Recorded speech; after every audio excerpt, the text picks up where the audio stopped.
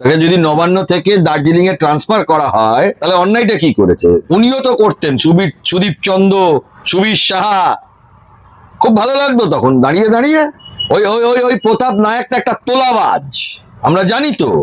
ও একটা কালেক্টর ছিল ভাইপো আর পিসির সরকারি দপ্তরে, মানে যে রাজনৈতিক হিংসা করবে না বলে ট্রান্সফার করেছে।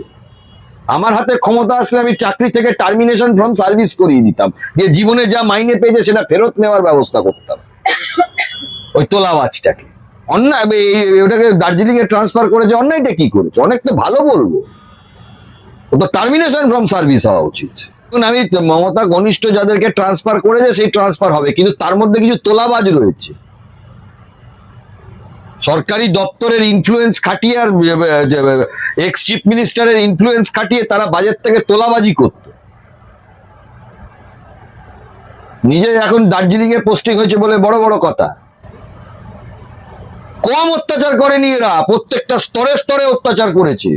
মানে সরকারি কর্মচারীদের মধ্যে ওর নাম শুনলে লোকে কাঁপতো একটা টাইম। বাম আমলেও এসব জিনিস হতো না, কংগ্রেস আমলে এসব জিনিস, যে জিনিসগুলো তৃণমূল আমলে হয়েছে। অশিক্ষিত মূর্খ যদি কেউ হয়, আর যদি চুরিটা তার নেশা হয় আর পেশা হয়, তাহলে এই জিনিসই হয়। প্রতাপ নায়ক, তাকে নবান্ন থেকে ট্রান্সফার করা হয়েছে দার্জিলিং। অন্যায়টা কি করেছে? তাকে যদি নবান্ন থেকে দার্জিলিং এ ট্রান্সফার করা হয় তাহলে অন্যায়টা কি করেছে? উনিও তো করতেন, সুদীপ চন্দ্র, সুবীর সাহা, খুব ভালো লাগতো তখন দাঁড়িয়ে দাঁড়িয়ে। ওই ওই ওই ওই প্রতাপ নায়কটা একটা তোলাবাজ, আমরা জানি তো। ও একটা কালেক্টর ছিল ভাইপো আর পিসির সরকারি দপ্তরে। সরকার ভালো বলে তাই ট্রান্সফার করেছে, মানে যে রাজনৈতিক হিংসা করবে না বলে ট্রান্সফার করেছে। আমার হাতে ক্ষমতা আসলে আমি চাকরি থেকে টার্মিনেশন ফ্রম সার্ভিস করিয়ে দিতাম, যে জীবনে যা মাইনে পেয়েছে সেটা ফেরত নেওয়ার ব্যবস্থা করতাম ওই তোলাবাজটাকে। অন্যায় ওটাকে দার্জিলিং এ ট্রান্সফার করেছে, অন্যায়টা কি করেছে? অনেক তো ভালো বলবো, ও তো টার্মিনেশন ফ্রম সার্ভিস হওয়া উচিত, চাকরি চলে যাওয়া উচিত এই ধরনের কর্মীদের।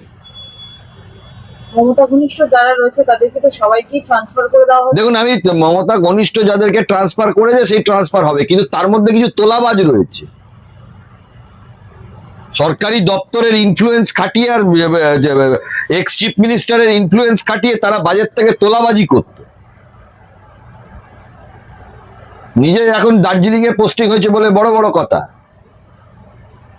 কম অত্যাচার করেনি এরা, প্রত্যেকটা স্তরে স্তরে অত্যাচার করেছে, লোকে চেনে না বলে তাই। মানে সরকারি কর্মচারীদের মধ্যে ওর নাম শুনলে লোকে কাঁপতো একটা টাইম। একটা ডিপার্টমেন্ট চালাচ্ছে এইখানে নিউ সেক্রেটারি, যে সত্যজিৎ স্বর্ণকার, একটা বিলো গ্রেডেড এমপ্লয়ি, সে রেকমেন্ড করছে তার উপরের যে অথরিটি তার ট্রান্সফার। ভাবতে পারছেন এটা হয় কখনো সরকারি ডিপার্টমেন্টে? বাম আমলেও এসব জিনিস হতো না, কংগ্রেস আমলে এসব জিনিস, যে জিনিসগুলো তৃণমূল আমলে হয়েছে। অশিক্ষিত মূর্খ যদি কেউ হয়, আর যদি চুরিটা তার নেশা হয় আর পেশা হয়, তাহলে এই জিনিসই হয়। তাই এই রাজনৈতিক দলটার পশ্চিমবাংলার রাজনীতি থেকে অবসান হওয়া উচিত।